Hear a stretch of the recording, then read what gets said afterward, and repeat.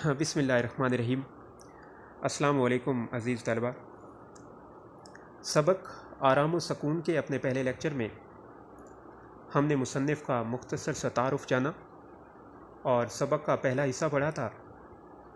آج کے اپنے دوسرے لیکچر میں ہم سبق کا بقیہ حصہ پڑھیں گے اور اس کے ساتھ ساتھ مشقی سوالات بھی حل کریں گے۔ ہمارے پہلے لیکچر کا اختتام میاں بیوی کے اس مکالمے پر ہوا تھا۔ بیوی اپنے میاں سے کہتی ہے، پیچھے اکیلے میں جی تو نہ گھبرائے گا تمہارا؟ میاں تنگ آ کر، نہیں بابا نہیں، کیونکہ میاں بیوی کے شور سے بہت زیادہ تنگ آ چکا تھا، اس لیے اس کی خواہش تھی کہ کسی طرح سے بیوی یہاں سے چلی جائے اور اسے تھوڑی دیر آرام و سکون میسر آ جائے۔ آج کے لیکچر کا آغاز کرتے ہیں جو کہ بیوی کے مکالمے سے شروع ہو رہا ہے۔ بیوی اپنے شوہر سے کہتی ہے، ارے ہاں، یہ تو میں نے دیکھا ہی نہیں، ڈاکٹر صاحب کھانے کے لیے کیا کیا چیزیں لکھ گئے ہیں، کہاں گیا ان کا لکھا ہوا کاغذ؟ اے لو، یہ نیچے پڑا ہوا ہے، ابھی کہیں کوڑے میں چلا جاتا تو؟ کوڑے کا مطلب ہے ردی۔ مالٹڈ ملک یعنی خشک دودھ اور شیرے سے ملا ہوا شربت۔ نارنگی کا رس، نارنگی کا مطلب ہے مالٹا یعنی مالٹے کا رس۔ ساگو دانہ کی کھیر، ساگو دانہ مریضوں کی خوراک جو انہیں بیماری کے وقت دی جاتی ہے۔ کیا تیار کرا دوں اس وقت کے لیے؟ میاں کہتا ہے، جو جی چاہے۔ بیوی، اس میں میرے جی چاہنے کا کیا سوال، کھانا آپ کو ہے یا مجھے؟ میاں، ساگو دانہ بنا دینا تھوڑا سا۔ بیوی، بس اس سے کیا بنے گا؟ یخنی پی لیتے تھوڑی سی، چوزے کی یخنی بنوائے دیتی ہوں، مقوی چیز ہے، مقوی یعنی طاقت دینے والی۔ میاں، بنوا دو۔ بیوی دو قدم چلتی ہے، مگر میں نے کہا دیر لگ جائے گی یخنی کی تیاری میں، چوزا بازار سے منگوانا ہوگا، اس للو کو تو جانتے ہو، بازار جاتا ہے تو وہیں کہو رہتا ہے۔ میاں، ہوں۔ بیوی، تو پھر یوں کرتی ہوں۔ اتنی دیر میں صحن میں بچہ پٹ پٹ گاڑی چلانے لگتا ہے، یعنی گاڑی کے چلنے کا شور آتا ہے۔ میاں، ارے بھائی، اب یہ کیا کھٹ پٹ شروع ہو گئی؟ کھٹ پٹ یعنی شور۔ بیوی، ننھا ہے آپ کا، عید کے روز میلے سے یہ کھلونا گاڑی لے آیا تھا، نہ اس کمبخت کا دل اس سے بھرتا ہے، نہ وہ کمبخت ٹوٹتی ہے۔ ارے میں نے کہا ننھے، نہیں مانے گا نامراد، نامراد یعنی بری قسمت والا۔ چھوڑ اس اپنی پٹ پٹ کو یعنی شور کو، جب دیکھو لیے پھر رہا ہے۔ صاحبزادے کا دل کسی طرح پر ہونے میں نہیں آتا، یعنی آپ کا دل کسی طرح نہیں بھرتا۔ چولہے میں جھونک دوں گی اس کمبخت کو، یعنی اس کو آگ لگا دوں گی۔ اتنا خیال بھی نہیں آتا، ابا بیمار پڑے ہیں، شور غل سے ان کی طبیعت گھبراتی ہے۔ شور غل یعنی شور شرابے سے۔ میاں، ہوں۔ بیوی، کم نہیں ہوا درد؟ میاں، ہوں۔ بیوی، تو میں کیا کہہ رہی تھی؟ کھانے کا پوچھ رہی تھی۔ پھر ننھے کی پٹ پٹ کی آواز، پھر وہی، نہیں مانے گا نامراد، ٹھہر تو جا۔ بیوی غصے میں جاتی ہے، میاں کراہتا ہے، دور سے بیوی کی آواز آ رہی ہے، چھوڑ اپنی یہ پٹ پٹ۔ بچہ رونے لگتا ہے، چپ نامراد، اتنا خیال نہیں، ابا بیمار پڑے ہیں، ڈاکٹر نے کہا ہے شور غل نہ ہو، انہیں تکلیف ہوگی۔ چپ یعنی خاموش، خبردار جو آواز نکالی گلا گھونٹ ڈالوں گی۔ بچہ رونا بند کرنے کی ناکام کوشش کرتا ہے۔ کم بخت کا جو کھیل ہے ایسا ہی بے ڈھنگا ہے، بے ڈھنگا یعنی بے سلیقہ، بے قاعدہ۔ چل ادھر، نہیں چپ ہوگا تو؟ کھینچتی ہوئی لے جاتی ہے۔ میاں اس ہنگامے سے زچ ہو کر کراہے جا رہا ہے، زچ ہو کر یعنی تنگ آ کر کراہے جا رہا ہے، درد کے مارے ہائے ہائے کیے جا رہا ہے۔ بیوی کی آواز غائب ہوتے ہی کمرے میں جھاڑو پھرنے کی آواز آنے لگتی ہے۔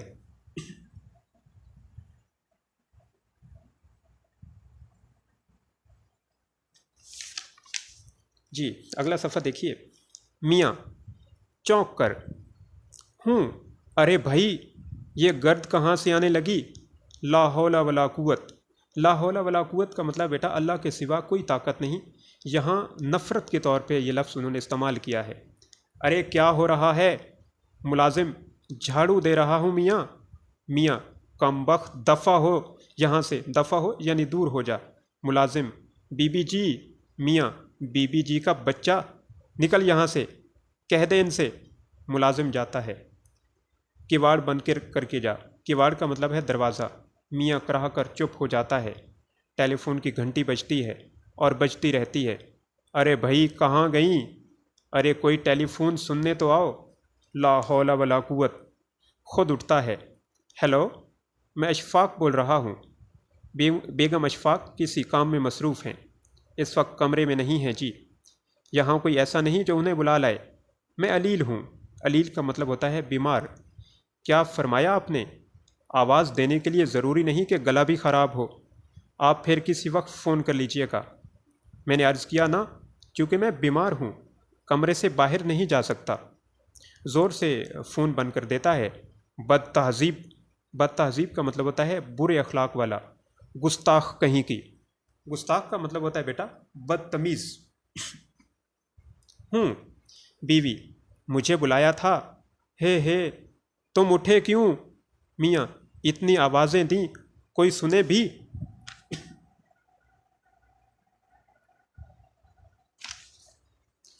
بیوی توبہ توبہ، لیٹو لیٹو، میں ذرا گودام میں چلی گئی تھی، للو کو ریٹھے نکال کر دے رہی تھی۔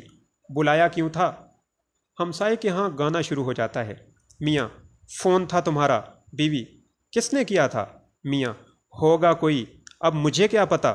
بیوی جب اٹھی کھڑے ہوئے تھے تو نام پوچھ لینا کوئی گناہ تھا؟ میاں میں نے کہہ دیا تھا، پھر کر لیں فون۔ بیوی مفت کی الجھن میں ڈال دیا۔ الجھن پریشانی، یعنی مفت کی پریشانی میں ڈال دیا۔ اللہ جانے کون تھی اور کیا چاہتی تھی۔ میاں ارے بھائی کوئی ایسا ضروری کام نہیں تھا، ورنہ مجھے پیغام دے دیتی۔ تم خدا کے لیے ان ہمسائے کے صاحبزادے کا ہارمونیم اور گانا بند کرواؤ، میرا سر پھٹا جا رہا ہے۔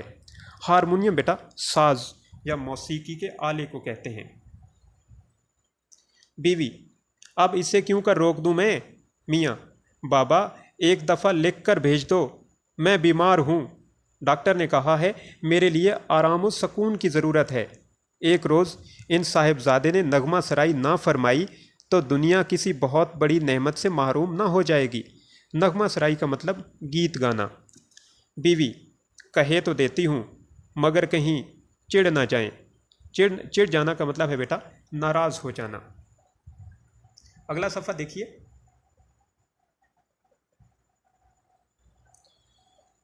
میاں مناسب الفاظ میں لکھو۔ کراہتا ہے یعنی درد کے مارے پھر ہائے ہائے شروع کر دیتا ہے۔ بے سرے گانے کا شور جاری ہے۔ میاں کراہ رہا ہے۔ یک لخ بچے کے رونے کی آواز، یک لخ یعنی اچانک بچے کے رونے کی آواز آتی ہے۔ بیوی ارے کیا ہو گیا ننے؟ بچہ زور سے گر پڑا، خون نکل آیا۔ بیوی زور سے خط لکھ رہی ہوں، ابھی آئی، چپ ہو جا۔ میاں کراہتے ہوئے یک نہ شد دو شد، یعنی ایک مصیبت کے بعد دوسری مصیبت آ گئی۔ بیوی توبہ، آپ تو بوکھلا دیتے ہیں یعنی پریشان کر دیتے ہیں۔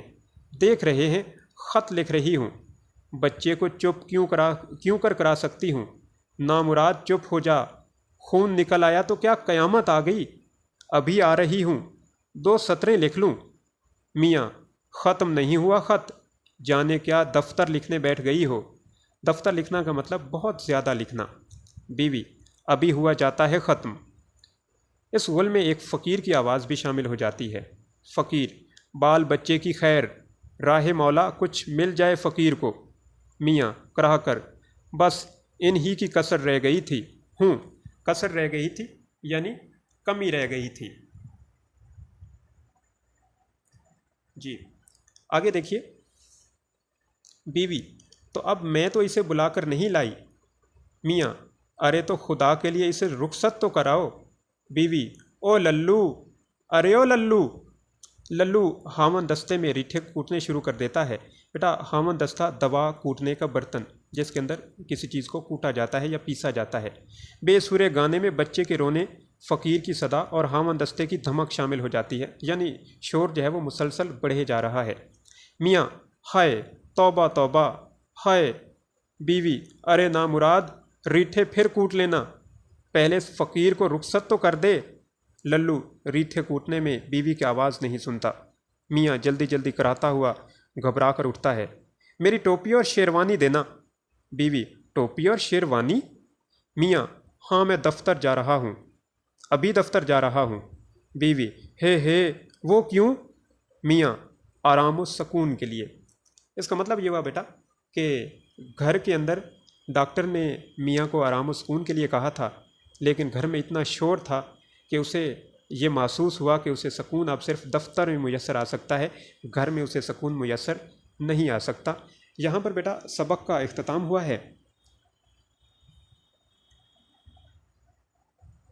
اب اس کے مشقی سوالات کو دیکھتے ہیں۔ میں نے آج مشقی سوالات کے جوابات جو ہیں وہ لکھے نہیں ہیں، بلکہ میں بول کے آپ کو ان کے جوابات بتاؤں گا۔ اس کی ایک وجہ یہ ہے کہ آپ جو ہے وہ املا کی پریکٹس کیجئے، کیونکہ جو بچے کام لکھ کر بھیجتے ہیں اس میں کافی املا کی غلطیاں ہوتی ہیں، تو میں چاہوں گا کہ آپ کی کسی طرح سے میں پریکٹس کراؤں، آپ کو خود لکھنے کی عادت ڈالوں، تاکہ آپ جو ہے وہ اپنے املا کو بہتر کر سکیں۔ تو سوال نمبر 1 دیکھتے ہیں۔ میں سوال بولوں گا، اس کا جواب بولوں گا، آپ نے لیکچر کو غور سے سننا ہے اور سوالوں کے جواب جو ہیں وہ اپنی کاپیوں پر نوٹ کرنے ہیں۔ پہلا سوال ہے، روزانہ آرام و سکون نہ کیا جائے تو اس کا کیا نتیجہ نکلتا ہے؟ اس کا جواب ہے، اگر روزانہ تھوڑا وقت آرام و سکون کے لیے نہ نکالا جائے تو انسان بیمار ہو جاتا ہے اور کام کاج کے قابل نہیں رہتا۔ میں جواب کو دہرا دیتا ہوں، اگر روزانہ تھوڑا وقت آرام و سکون کے لیے نہ نکالا جائے تو انسان بیمار ہو جاتا ہے اور کام کاج کے قابل نہیں رہتا۔ سوال نمبر 2 دیکھیں۔ بیماری کے باوجود میاں دفتر جانے کے لیے کیوں تیار ہو جاتا ہے؟ اس کا جواب ہے، ڈاکٹر نے میاں کو بیماری سے نجات کے لیے آرام و سکون کا مشورہ دیا تھا، لیکن گھر کے شور و غل کی وجہ سے میاں کو آرام میسر نہیں آیا، اس لیے وہ بیماری کے باوجود دفتر جانے کے لیے تیار ہو جاتا ہے۔ میں دوبارہ جواب بتا دیتا ہوں، ڈاکٹر نے میاں کو بیماری سے نجات کے لیے آرام کا مشورہ دیا تھا، لیکن گھر کے شور و غل کی وجہ سے میاں کو آرام میسر نہیں آیا، اس لیے وہ بیماری کے باوجود دفتر جانے کے لیے تیار ہو جاتا ہے۔ سوال نمبر 3 دیکھیں۔ اس ڈرامے سے ہمیں کیا سبق ملتا ہے؟ اس کا جواب ہے، اس ڈرامے سے ہمیں یہ سبق ملتا ہے کہ گھر میں اگر کوئی بیمار ہو تو شور شرابے سے اجتناب کرنا چاہیے تاکہ مریض کو پرسکون ماحول میسر آئے۔ میں جواب کو دہرا دیتا ہوں، اس ڈرامے سے ہمیں یہ سبق ملتا ہے کہ گھر میں اگر کوئی بیمار ہو تو شور شرابے سے اجتناب کرنا چاہیے تاکہ مریض کو پرسکون ماحول میسر آئے۔ سوال نمبر 4 دیکھیں۔ بہت زیادہ شور و غل بھی ماحولیاتی آلودگی کا سبب بنتا ہے، شور کی آلودگی سے صحت پر کیا اثر پڑتا ہے؟ اس کا جواب ہے، شور کی آلودگی سے انسان اعصابی تناؤ کا شکار ہو جاتا ہے، قوت سماعت متاثر ہوتی ہے، دل اور بلڈ پریشر کی بیماریاں لاحق ہو جاتی ہیں۔ دوبارہ سنیے، شور کی آلودگی سے انسان اعصابی تناؤ کا شکار ہو جاتا ہے، قوت سماعت متاثر ہوتی ہے، دل اور بلڈ پریشر کی بیماریاں لاحق ہو جاتی ہیں۔ اگلا جز دیکھیے، صحت مند رہنے کے لیے کیا باتیں ضروری ہیں؟ اس کا جواب ہے، صحت مند رہنے کے لیے اچھی خوراک کے ساتھ آرام و سکون بھی بہت ضروری ہے۔ صحت مند رہنے کے لیے اچھی خوراک کے ساتھ آرام و سکون بھی بہت ضروری ہے۔ آخری جزو دیکھیے، ہمسائے کی کون سی حرکت سے میاں کے آرام میں خلل پڑ رہا تھا؟ اس کا جواب ہے، ہمسایہ اپنا ہارمونیم بجا کر گانا شروع کر دیتا ہے، جس کی آواز سے میاں کے آرام میں خلل پڑتا ہے۔ دوبارہ سنیے، ہمسایہ اپنا ہارمونیم بجا کر گانا شروع کر دیتا ہے جس کی آواز سے میاں کے آرام میں خلل پڑتا ہے۔ اب سوال نمبر 2 دیکھیں، اس کے واحد جمع ہم نے لکھنے ہیں، کچھ لفظ واحد ہیں ان کی جمع لکھنی ہے اور کچھ جمع ہے تو ان کے واحد لکھنے ہیں۔ پہلا ہے وقت، وقت کی جمع ہے اوقات، ضرورت، ضروریات، ہدایات یہ جمع ہے، اس کا واحد ہے ہدایت، غذا اس کی جمع ہے غذائیں، طبیعت اس کی جمع ہے طبیعتیں یا طبائع، اور اس کے بعد ہے ہمسائے، اس کا واحد ہے ہمسایہ۔ دوبارہ دیکھیے، وقت، اوقات، ضرورت، ضروریات، ہدایات، ہدایت، غذا، غذائیں، طبیعت، طبیعتیں، ہمسائے، ہمسایہ۔ آگے بیٹا تیسرا سوال دیکھیں، مندرجہ ذیل کے مذکر اور مؤنث لکھیں۔ جی، بیگم کا مذکر ہے بادشاہ، بیوی کا مذکر ہے خاوند، فقیر کی مؤنث ہے فقیرنی، ملازم کی مؤنث ہے ملازمہ، اور بچہ کی مؤنث ہے بچی۔ سوال نمبر 4 دیکھیں، یہ غلط فکرے ہیں، ان کو درست کرنا ہے۔ پہلا جملہ دیکھیے، میرے ابو دفتر سے واپس لوٹ آئے ہیں۔ یہ واپس اور لوٹنا دونوں کا ایک ہی مطلب بنتا ہے، تو یہ غلط ہے، لہٰذا اس کا صحیح جو جملہ بنے گا وہ ہے میرے ابو دفتر سے لوٹ آئے ہیں، میرے ابو دفتر سے لوٹ آئے ہیں۔ دوسرا ہے ڈاکٹر نے مریض کو دوائی دی، یہ دوائی نہیں ہوتی بلکہ دوا ہوتی ہے، ڈاکٹر نے مریض کو دوا دی، ڈاکٹر نے مریض کو دوا دی۔ اگلا جملہ ہے میرے پیٹ میں درد ہو رہی ہے، درد جو ہے وہ مذکر ہوتا ہے، تو لہٰذا اس کا صحیح جواب ہے میرے پیٹ میں درد ہو رہا ہے۔ یہ میز پرانا ہو چکا ہے، اس کا جواب ہے یہ میز پرانی ہو چکی ہے۔ اگلا جملہ ہے نوکر نے کمرے میں جھاڑو دیا، اس کا صحیح جملہ ہے نوکر نے کمرے میں جھاڑو دی۔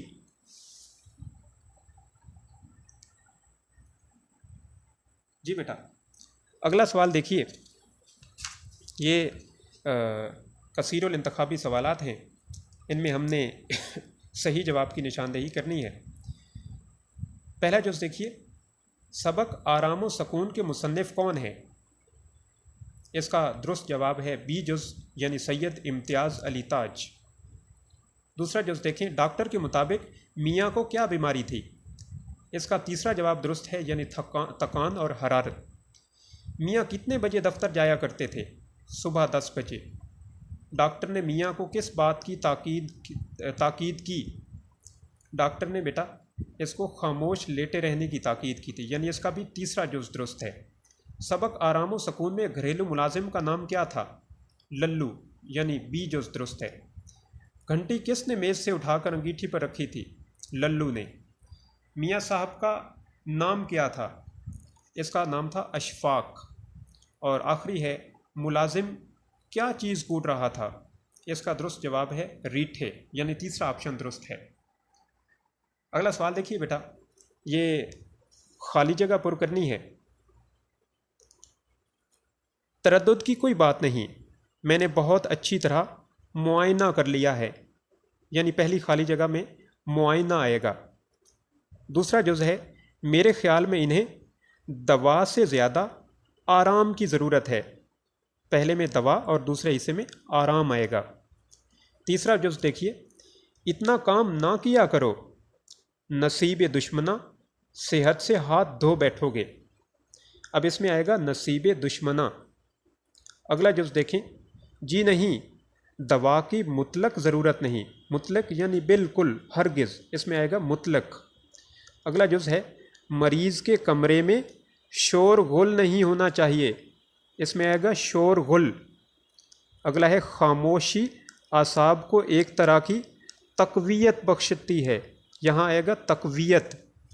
اگلا جز ہے اللہ جانے یہ کون اللہ مارا میری چیزوں کو الٹ پلٹ کرتا ہے، اس میں آئے گا اللہ مارا۔ آگے ہے اللہ ماروں کو اتنا خیال بھی نہیں آتا گھر میں کوئی بیمار پڑا ہے، یہاں آئے گا اللہ ماروں۔ میں نامراد کو بیسیوں مرتبہ کہلا چکی ہوں کہ صبح سویرے ہو جایا کرو، پہلے حصے میں آئے گا میں اور دوسروں میں بیسیوں۔ آگے دیکھیں، کم بخت نے قسم کھا رکھی ہے کہ کبھی کوئی چیز ٹھکانے پر نہ رہنے دے گا، پہلے حصے میں آئے گا کم بخت اور دوسرے میں ٹھکانے۔ اگلا دیکھیے، بیچارے کو سر کھجانے کی فرصت نہیں ملتی، اس میں اس خالی جگہ میں آئے گا بیچارے۔ اور آخری دیکھیے بیٹا، صاحب زادے نے نغمہ سرائی نہ فرمائی تو دنیا کسی بہت بڑی نعمت سے محروم نہ ہو جائے گی، اس خالی جگہ میں آئے گا نغمہ سرائی۔ اچھا بیٹا، یہاں پر ہمارے لیکچر کا اختتام ہوتا ہے۔ آپ نے اس لیکچر کو بھرپور توجہ سے سننا ہے اور اس کے مشقی سوالات کو اپنی کاپیوں پر خود خط لکھنا ہے، اور اس کے ساتھ ساتھ جو معروضی حصہ ہے اس کو بھی اپنی کتاب پر حل کرنا ہے، اور کسی بھی مشکل کی صورت میں مجھ سے رابطہ کر لینا ہے۔ بہت شکریہ، بہت مہربانی، خوش رہیے، جزاک اللہ۔